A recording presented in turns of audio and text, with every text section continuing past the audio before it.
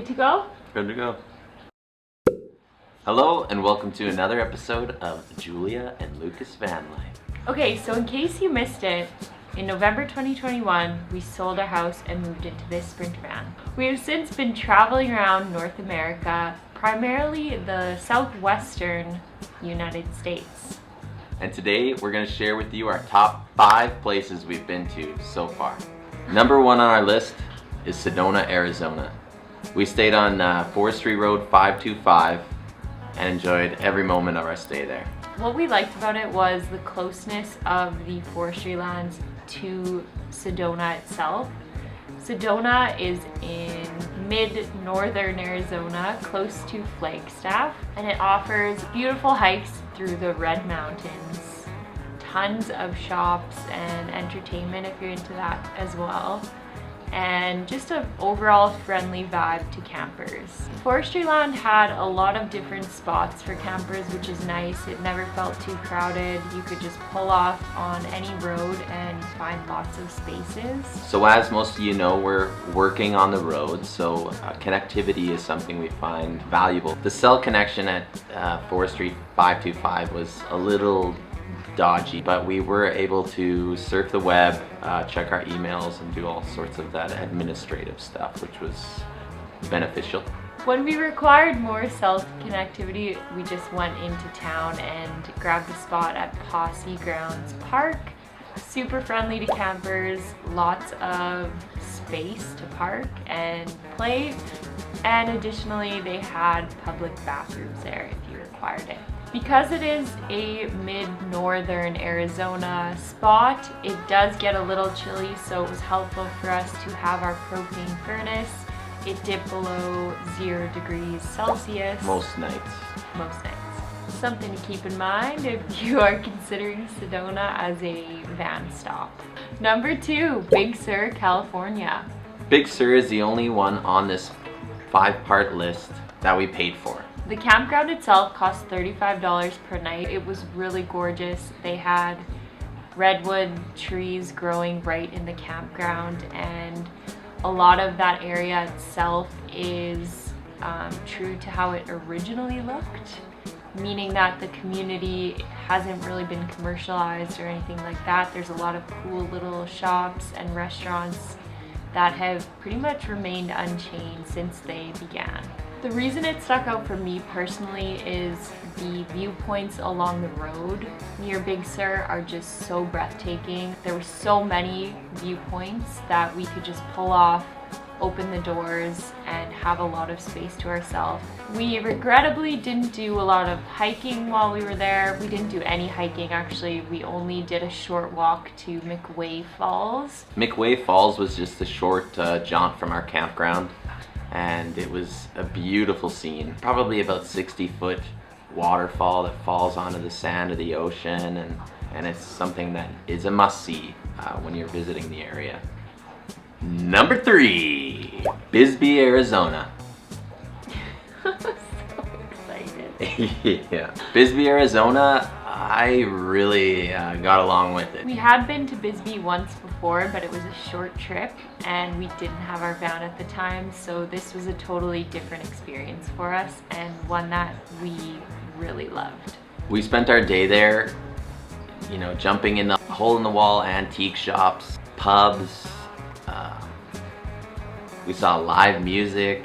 You can just hear it down the street and hop in and go for a beer, and it's a great vibe. We stopped in at the Grand Hotel as we heard awesome live music coming from inside, and Luke was recommended by a couple ladies sitting nearby us to try the chili beer, which was very interesting. Green chili beer, in fact, and it was accompanied so well with some bluegrass music. Yeah, and it was at the Grand Hotel, which has such great history. You could see it all on the floorboards. It was very cool. So the first night we were in Bisbee, we stayed up at a place off of Juniper Flats Road, which is just above the town of Bisbee itself. And this spot we found on iOverlander offered breathtaking views from sunrise to sunset. In that view, you could actually see the town of Bisbee itself, which was pretty neat.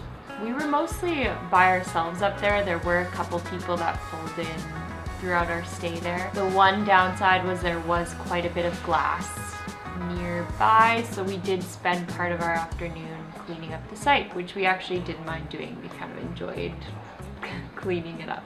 Another downside to that Juniper Flat spot was the hill going up. It was windy, a dirt road, very windy, and there was one area in particular that was so steep I wasn't sure if we were gonna make it. I kept calm. There were gasps in the car. But we made it. But I wouldn't recommend too big of a rig going up there. It could get pretty hairy. The other location we stayed at in Bisbee was right downtown. We wanted to take a night out and see the town and kind of get the nightlife vibe.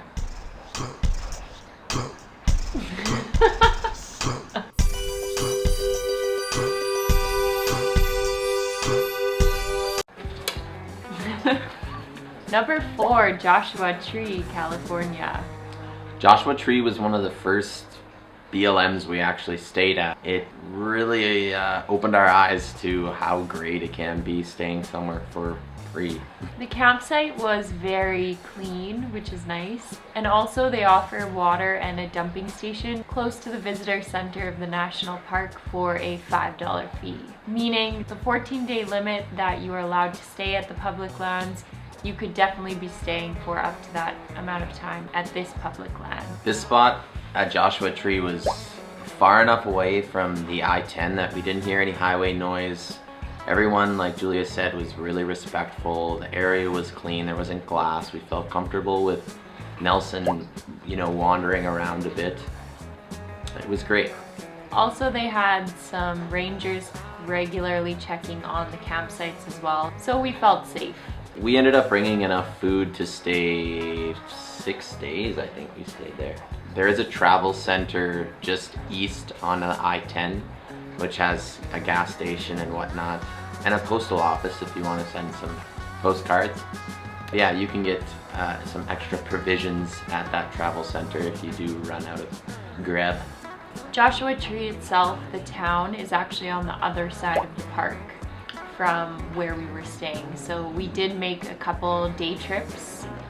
Way on the other side of the national park. It's a windy road that after a day of being in Joshua Tree, the town, to get whatever you need and see some really cool sights. But yeah, the way coming back feels like forever. It feels like you're driving forever. Forever. I think we just drove the road a lot while we were there. We did a lot of trips into the park, and we did a lot of trips to Joshua Tree as well, which was awesome, but the drive did get to us by the end of it. One of our trips into Joshua Tree, we did Rhine Mountain. It was one of the hikes there, highly suggested on all trails. It was spectacular. The views were 360 all the way around, and we stayed up there for sunset, and it was good. Number 5, Chiricahua National Monument, Arizona. We were recommended this location by a family friend of ours, Robert, who is also the editor at Arizona Highways. If you haven't heard of Arizona Highways, it's a really cool resource for everything Arizona. You can find hikes, day trips, and everything on their website. We'll link it here. Yeah, my favorite thing about Arizona Highways is when they dig into the archival photos and share history about the area that you may be in or may want to see. While we were firstly in Chiricahua, we saw a coati crawl right by our van, which was super cool. We were parked right at the entrance of the park, and this coatimundi,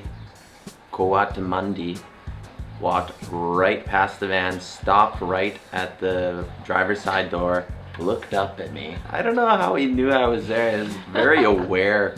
Guatemala. They're very cute. The National Monument itself doesn't have a lot of services within it. It has one small campground which was full. We did consider staying there because the drive to the forestry land nearby is quite washboard, meaning it's very bumpy, and it is a decent amount of a drive. However, when we got to the forestry land, it was beautiful. It was very treed and secluded. We arrived when there were like 60-mile-per-hour winds, so being in a treed area, that was kind of the whole draw to that area. At the time was just to avoid wind and be sheltered by the trees, which is exactly what we got at Coronado National Forest, which is where we stayed. The cellular connectivity wasn't the best in the park or at the National Forest. You do get service right outside the park gates and additionally at the top of one of the mountains within the park. So if you're looking to be connected, you can go to either spot and be able to work and call and all that good stuff. Yeah, in our case, the road up to the top of the mountain in the park was closed due to a rock slide because of we had snow when we were there and also the winds. So we were fortunate that the road opened up our second day there, took photos at sunset and came back down and went to our campsite along that long washboarded road. We did meet some really lovely people while we were at Chiricahua. We met Lori and John and their 3 dogs. From Oregon.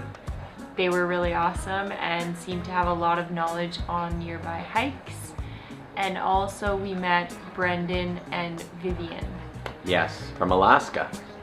So you're probably wondering why we aren't in our van. We are currently visiting family in the Phoenix area. That is also why our video was a little late this week, is we were just having a lot of fun visiting with We're with family, okay? What do you expect? Won't happen again, no promises.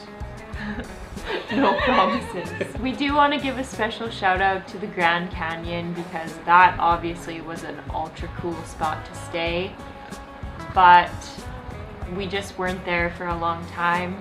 And while we were there, it was quite cold. It did get down to -12 Celsius overnight. So it was a little chilly. We will be back for sure. Well, that's it for this week. Thank you for visiting our channel again. We truly appreciate it. I hope you enjoyed seeing Luke's face this time. He finally agreed to be in a video. We will see you next time. Happy trails.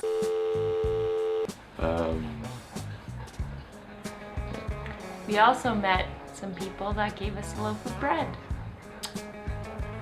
Yeah.